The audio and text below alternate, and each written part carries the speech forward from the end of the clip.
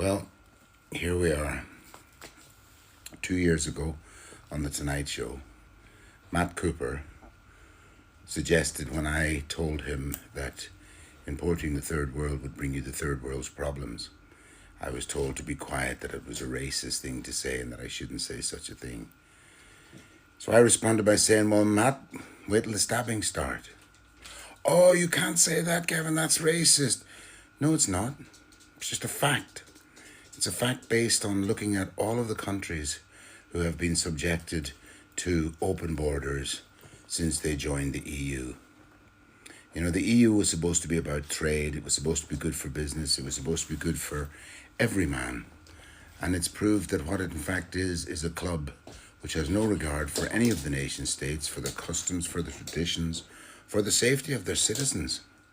You know, I don't know if you know this, but the EU insists that if a member state wants to bring people to that country, they cannot do a police check on those people. That's suicide. You know, think about it. If you're a scumbag, if you want to get away from the law, if you're wanted by the law, if you're on charge for something, if you're on remand for something, if you have a criminal record, where would you go? You'd go to a country that doesn't check your credentials. So that means that that country becomes a beacon for anybody who's on the run from the law, committed a crime, trying to get away from justice. And the European Union membership means that we have no choice but to accept whoever arrives here, with or without papers. And that is going to lead to more and more problems, not just for the Irish people, but for the people across Europe whose countries are now experiencing the same thing that we are experiencing. You know, the worst thing about what happened yesterday was that what happened yesterday was eclipsed by what happened yesternight. And now the media and the politicians get to wring their hands and offer condolences and blame everybody but themselves. You know, a woman or a man would not invite another person into their house unless they knew who they were. It would be crazy to do that. And yet that's what we're being asked to do right now. And the volume is getting louder and louder and louder. So to the politicians who seek to blame other people for these deaths, for these beheadings, for these murders, for these murder of innocents, don't point the finger out. Four fingers are pointed back at you for the one that you're pointing out. So when you hear people talk about this is about mob rule, this is about the far right, bullshit. It's got nothing to do with the far right. Can we talk for a minute about the far left? I'm a 60-year-old man, and my whole life in Ireland has the left have been in power, and the left have played musical chairs with political precision, and they've moved to the left, to the right, to the centre, wherever it suits them on any given day. But the left have been in control, and make no mistake, we don't know much about the right, but we know what the left stand for. The left stand for sex education for children. The left stand for promoting one minority of the population's sexuality into the face again and again and again of the other 99%. And the pushback on that has already started. And it's very unfortunate because there's been an ambush taking place here. And the more that these agendas are pushed, the more damage they do for the very people they're supposed to be protecting.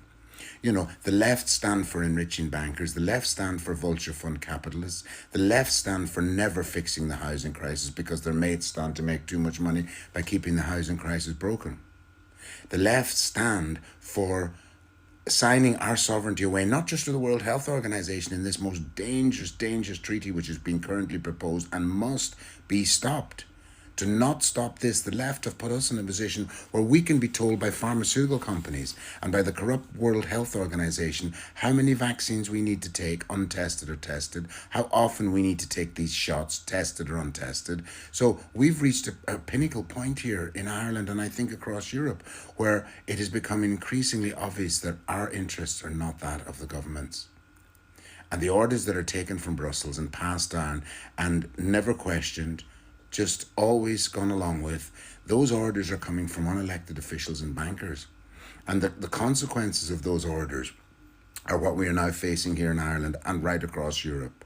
So when the politicians seek to blame anybody but themselves, in truth, I passed the Dáil today and they were putting a ring of steel around that.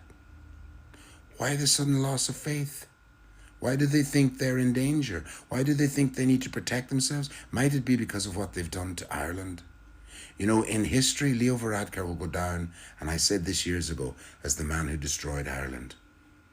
And he takes orders from his bosses in Brussels and he does what he's told. To hell with the consequences for safety of children, of adults in Ireland. To hell with the consequences of the erosion of the fabric of our culture and our tradition here in Ireland. To hell with that. These are orders coming from the top down.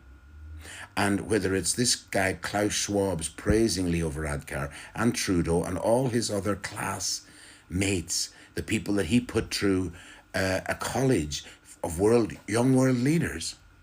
What are the chances of somebody who attends a college of young world leaders actually becoming a young world leader? Well, ask Trudeau. Ask Varadkar. Ask Macron. I think you're starting to get the picture here. The democracy which we're being told about does not exist. They do not count your vote. They don't care about their vote. They couldn't give a damn what Mrs. Murphy at number 23 thinks about any subject whatsoever, but they play musical chairs every couple of months, every year, to give you the impression that democracy is real. It is not. They've stolen democracy, and they've left us with the ashes, and that is what we now are left to pick up. So when people talk about what happened last night was, you know, what happened last night wouldn't have happened if those yobbos had a job to go to this morning. And the biggest mistake the Irish government ever made was to put a generation of young people on the dole, giving them just enough money to get stoned, get pissed, and avoid contributing to society. And those people, sadly, have never experienced fulfillment, achievement, because that's not on the agenda. You roll up, you get your 200 quid, and then you go back to bed. And that is the worst thing that they could have done for a generation of young people who now have no idea what it's like to achieve a goal. They have no idea what it's like to work hard for something and to get the benefits of that hard work. Instead, they're put on 200 euros a week, and their vitality, their life, their ambition, is gone. There's nothing for them to strive for because the government gives them just enough to sit on their arse and do nothing. And by the way, this project, and that's exactly what it is, this European project to bring millions more people to Europe, that is being paid for right now by you, the taxpayers. Who do you think's paying for this? And while you're paying for it, you're then told if you have any concerns at all that you're a racist, that you're Islamophobe, that you're a homophobe. No, in truth, you're just a concerned citizen of a land that we used to live in that was always safe. Sure, people got pissed and had fights, but there were no beheadings. There were no murders of innocent young teachers. There were certainly never children being stabbed in the street. So think long and hard about this scam which has been perpetrated on us, which is that democracy is real and that your vote counts and that you can effect change. In the years I've been alive in Ireland, the left have been in power, and we now know what the left stand for, and that is not for you and me and for the people of Ireland. That is to take orders from Brussels and do what they're told. When Brussels barks, Ireland says how high. You know, and we shouldn't be surprised. We have the best unemployment rates in Europe. We have the highest amount of money being paid out to claimants. We have offers from the housing minister to house anyone who wants to come here, regardless of their background and regardless of whether or not they're contributing to our way of life here in Ireland. And that is a very, very dangerous road to go down. So this guy who committed this crime yesterday, if you took one look at him, you could tell the guy was dodgy. But where else would a guy like that go? Except to a country for a better life where he will be looked after and given preference and precedence over the people of that country. And that's what our government have done. And I hesitate to use the word, but you know, when you look at the word government and you take the T off at the end, what does it say? Govern men. We have a government now who wants to tell us what to say, what to think, what we can't think, and they want us to believe what they want us to believe, not what common sense and logic tell us. So right now, I think it's time for the political establishment in Ireland to own up to the fact that they've made a complete fucking balls out of this situation and have the decency to resign now, en masse.